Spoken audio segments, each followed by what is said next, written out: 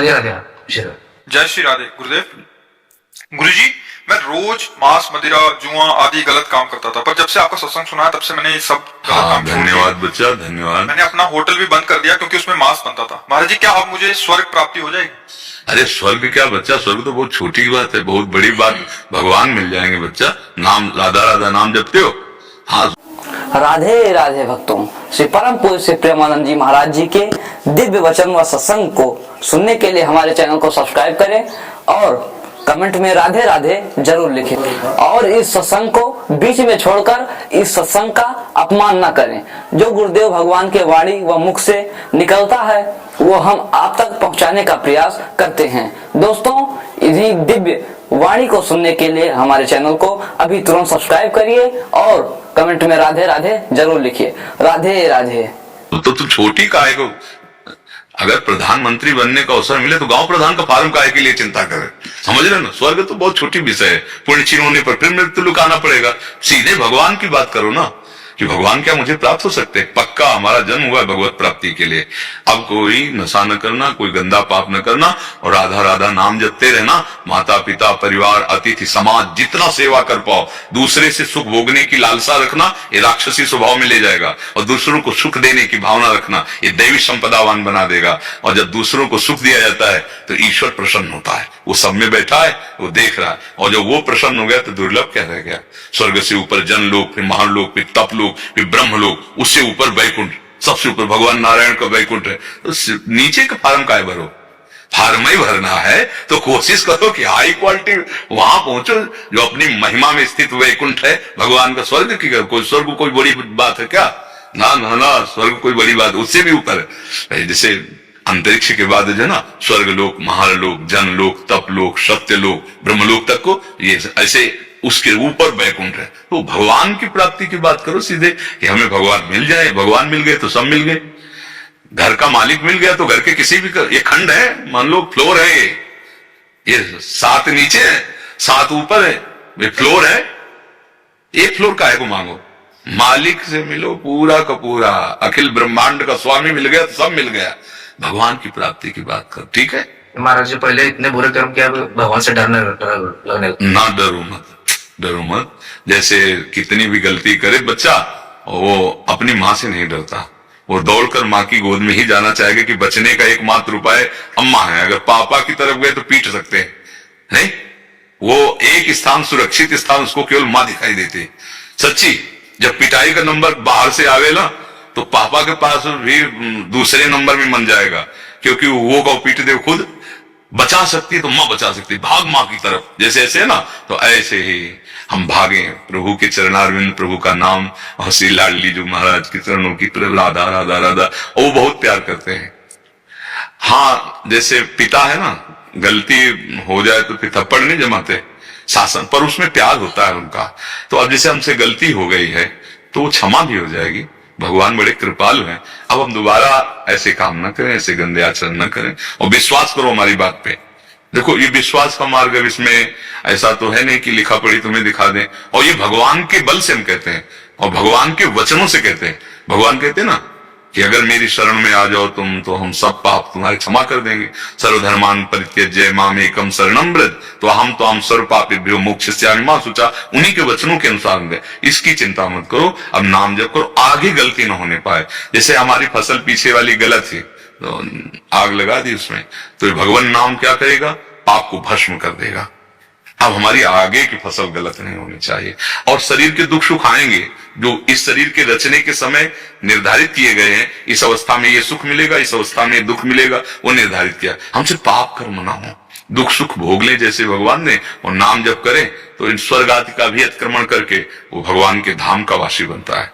वो नित्य धाम में जहां जन्मना मरना नहीं, बहुत ना वहां को शुगर होनी है, ना वहां ब्लड प्रेशर होने है, ना किडनी फेल होनी है, ना वहां दिल फेल होना है। दिव्य शरीर और दिव्य भोग और दिव्य आनंद, समझो, मरना है नहीं, वहां कोई डर है नहीं, बुढ़ापा आता नहीं है, मतलब आनंद ही आनंद। तभी तो वहां की बात सोचो, ठीक है ना?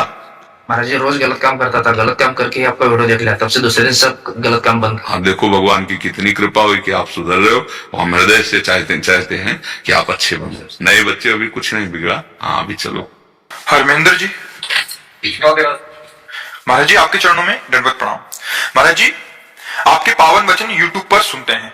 आपने सांगोपांग उपासना के बारे में बताया कि सांगोपांग उपासना तभी होगी जब एक कंठ, एक पंथ, एक ग्रंथ, एक संत और एक मंत्र हो। महाराज जी क्या ये पांचों तत्व एक ही पंथ या संप्रदाय के होने चाहिए? अगर हाँ तो किसी साधक को उसके संप्रदाय के संत का मिलाप कैसे प्राप्त होगा? पहले इसमें हमें बात समझनी है कि जैसे हम श्यामा श्याम की उपासना करते हैं तो श्यामा श्याम के ही रस भरे पदों से, उनकी लीलाओं से भरा ग्रंथ होना चाहिए। श्यामा श्याम के ही रस में डूबा हुआ हमें संत होना चाहिए, तभी तो गाइड मिलेगा, उधर का रास्ता हमें मिलेगा। और श्यामा श्याम के एकांतिक लीला के देखने की सामर्थ्य प्रकट करने वाला मंत्र होना चाहिए। तो अगर हम किसी भी रस में डूबना चाहते हैं तो उसके लिए हमको ये अनिवार्य है।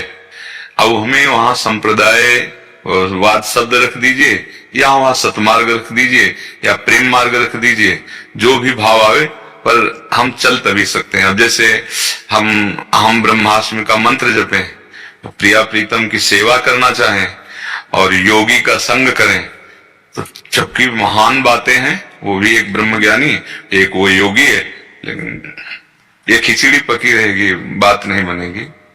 एक जब तत्व एक है तो चलना हमें फिर एक ही मार्ग लेकर के, ज्ञान मार्ग में चले तो उसमें फिर उसके अनुसार, योग मार्ग में उसके अनुसार, प्रेम मार्ग में उसके अनुसार।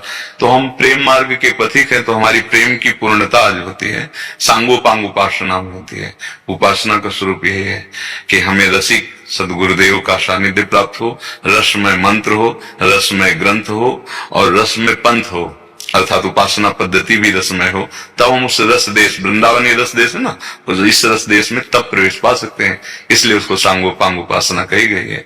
हाँ, अब जैसे आप किसी भी मार्ग के पथिक हैं तो आप जब प्रश्न करेंगे तो जैसी जैसी जाय सुहाय, जिसको जैसी भक्ति का भाव देखा जाता है प्रश्नकर्ता के, वैसा ही उसको उपदेश दिया जाता है। अपने रंग का थोड़ी सबके ऊपर छिड़काव कर दिया जाता है, नहीं। अब उपदेश भक्ति को कहो, जैसी विध जाके चित रहो, लहो सुमन वांछित सफल। सब हरि भक्ति कही समझाए, जैसी जैसी जाय सुहाय, आय सकल चरणन भजे। साधन कहे सकल अविरुद्ध, वेद पुराण सुआगम शुद्ध, बुद्ध विवेक जे जाने, समझियो सबन सु धर्म उजास। ये धर्म का स्वरूप है। उसकी चित्त की दशा क्या है, उसकी धरा क्या है, उसके अनुसार उपदेश। तो सत्संग तो हो सकता है, लेकिन जब प्रेम मार्ग की बात आएगी तब फिर उसमें परीक्षण होगा, आप उसके अधिकारी हैं कि नहीं। तो अधिकारी बनने के लिए फिर उसी मार्ग का अनुसरण करना होता है। ये प्रेम है, प्रेम मार्ग की बात। ऐसे सत्संग, अब अभी ब्रह्म ज्ञान का प्रश्न कीजिए तो जो गुरु प्रसाद से अनुभव में वो हम आपको बता देंगे। आप जो जिस मार्ग का, वो तो बहुत तरह के प्रश्न होते हैं, लेकिन अब निज धर्म आपनो कहे, तहा नित्य वृंदावन रहे, बहुत प्रेम सागर जहां, फिर वो एक अलग बात। फिर उसमें ये नहीं होगा कि आपका प्रश्न हम उत्तर दे दें, फिर हम देखेंगे कि आप उसके लायक हो कि नहीं लायक हो। भैया अभी नाम जप करो, आगे फिर आना, कभी देखेंगे। उसका उत्तर नहीं देंगे। अपनी तिजोरी तब खोली जाती है जब उसका अपना कोई निजी अधिकारी मिलता है। तो अपनापन जब समर्पित हो जाए श्यामा श्याम में, तो हमारा हो गया। जो श्यामा श्याम से प्रीति करता है वही हमारा है। तो प्रेम एक गोप्य वस्तु है, सूक्ष्मतरम अनुभव स्वरूपम। ये ऐसे ये बाजार में मिलने वाली चीज नहीं है। संप्रदाय नवधा भगति वेद सुरसरी नीर, ललिता सखी उपासना है सिंहिन को छीर, है सिंहिन को छीर रहे कुंदन के बासन, कहे बच्चा के पेट और घट करे विनाशन। बोले जो भगवान के द्वारा प्रतिष्ठित चार संप्रदाय, चतुर संप्रदाय हैं, नवधा भक्ति है, वेद है, श्रीमद् भागवत जी है, ये परम प्रवीण गंगा की धारा है। कोई भी कैसा भी आओ, गोता लगाओ, निहाल हो जाओ, कल्याण परम मंगल हो जाएगा। लेकिन भगवत ऋषि जी कहते हैं ललिता सखी उपासना ये गंगा की धारा नहीं, ये सिंहिनी का दूध है। ये स्वर्ण के पात्र में जो ललिता विशाखादि भावावेश में जो स्थित, और या फिर जो शरणागत बच्चा हो गया, पूरा अपना मन बुद्धि चित्त तन्वांग मनोभिरमले सोहम तैवाश्रिता, फिर इस रस का अधिकार से प्राप्त हो जाता है। नहीं तो करे और घट करे विनाशन, फिर वो पकड़ नहीं पाएगा और विपरीत दिशा को भाग जाएगा। मनोज अरोड़ा जी, राधे राधे। गुरुदेव आपके चरणों में कोटि कोटि प्रणाम। गुरुदेव मैंने इंजीनियरिंग की पढ़ाई करके 25 साल तक देश विदेश में काम किया। बचपन से लेकर आज तक, चाहे वो घर हो, चाहे पढ़ाई, चाहे नौकरी, हमें ये सिखाया गया कि किसी चीज पर विश्वास आसानी से नहीं करना, अपितु अपना दिमाग या लॉजिक लगाना। हमने अपने बच्चों को भी यही सिखाया। अब इस अध्यात्म की पढ़ाई में सब उल्टा है, या कहें कि हमने आज तक सब उल्टा ही सीखा, हर बात में तर्क करना और विश्वास। नहीं, आपका कथन सत्य है। नहीं, आपका कथन सत्य है। संसार में बिना विचारे जे करे ते पाछे पछताए, काम बिगाड़ो आपनो जग में हो धसाए। लेकिन शास्त्र और गुरु के वचनों में बिना ही विचार करी शुभ जाने, बिना विचार के भी हम उस बात को माने तभी उसका हम अनुभव कर पाएंगे, क्योंकि हमारी प्राकृतिक बुद्धि आध्यात्म के विचारने की सामर्थ्य नहीं रखती। बिना ही विचार करी शुभ जाने। और संसार में बिना विचारे जे करे ते पाछे पछताए, काम बिगाड़ो आपनो जग में हो धसाए। तो ये बात सत्य है। संसार में विचार पूर्वक कदम रखो, परमार्थ में गुरु और शास्त्र पर दृढ़ विश्वास करके कदम रख दो, आगे निकल जाओगे। जैसे गुरुजन कहते हैं कि संसार के भोगों में सुख नहीं है, मान लो भोगने निकले तो दलदल में फंस जाओगे। अनंत जन्म व्यतीत हो गए, आज तक अनुभव नहीं हुआ तो अब भी अनुभव नहीं हो पाएगा। मान लो, मान के चलो तो एक स्थिति आएगी, आप जान जाओगे कि त्रिभुवन में आब्रह्म स्तंभ पर्यंतम सर्वम मायामयम जगत, मायामय जगत में कहीं भी सुख नहीं है। जिसे सुख कहते हैं वो तो सच्चिदानंद प्रभु में सुख है। मान लेने से जान जाओगे, और जो जान गया तो जानत तुम्हें हो जाए, वो भगवत स्वरूप हो जाता है। ब्रह्मविद ब्रह्म भवति। यहाँ विश्वास काम करता है। याभ्याम बिना न पश्यन्ति, इसके बिना यहाँ काम नहीं चलता है। भवानी शंकरो वंदे श्रद्धा विश्वास रूपणो, याभ्याम बिना न पश्यन्ति सिद्धा स्वंता स्तमीश्वरम। यहाँ बिना श्रद्धा और विश्वास के प्रवेश ही नहीं। श्रद्धावान लभते ज्ञानम तत्परा सहितेन्द्रियः, ज्ञानम लब्ध्वा पराम शांति मचिरेणाधिगच्छति। श्रद्धावान ही शास्त्रीय ज्ञान को प्राप्त होता है, और शास्त्र ज्ञान का स्वरूप है संहितेन्द्रिय, अपने इंद्रियों को असत मार्ग से हटाकर सत मार्ग में लगाना। फिर जो ज्ञान होता है आंतरिक, वो परम, दो बार ज्ञान शब्द का है। श्रद्धावान लभते ज्ञानम तत्परा संहितेन्द्रिय, ज्ञानम लब्ध्वा पराम शांति मचिरेणाधिगच्छति। पहले शास्त्रीय वाक्य ज्ञान, उसके अनुसार से अपनी इंद्रियों को घसीटा, निर्विषय किया, स्वरूप में स्थित किया, तो अब जो ज्ञान हुआ वो पराम शांति मचिरेणाधिगच्छति। अब वो किसी द्वंद्व से प्रभावित होने वाला नहीं, अब वो निर्द्वंद स्थिति, गुणातीत स्थिति, कालातीत स्थिति, त्रिगुणातीत स्थिति उसकी हो गई। अब समझ पाओ तो समझ पाओ, अध्यात्म है। समझ में आ रहा है आपको? हाँ जी। मैं स्वामी हरदास जी की परंपरा से हूं, तो हम एक राधा जी का एक छोटा सा कविता सुना करके आप भेंट करना चाह रहा हूं श्रवण जी, क्योंकि हमारे पूर्वज जुगल सरकार के उपासक थे, जिनका नाम था पंडित घनारंग जी, और कृष्ण रामायण लिखा है उन्होंने। उसी कृष्ण रामायण का एक पद, श्री राधा जी का नेत्र कैसा है, हमारे बाबा घनारंग जी ने लिखा है कि चंचल चला के सब कला के भरे हैं दो। जिन कलाओं विद्याओं को भगवान श्री कृष्ण ने सीखा है, तो किनकी कृपा से? तो श्री राधा जी जिधर दृष्टिपात करती हैं, वहां सभी कलाएं और विद्याएं हाथ जोड़ करके प्रस्तुत हो जाते हैं। स्वामी जी, किसके ऊपर कृपा करना है, आप आज्ञा करें। इस भाव को लिखा है हमारे बाबा ने। चंचल चला के सब कला के भरे हैं दो, लाज के पताके खंज मीन के कताके हैं।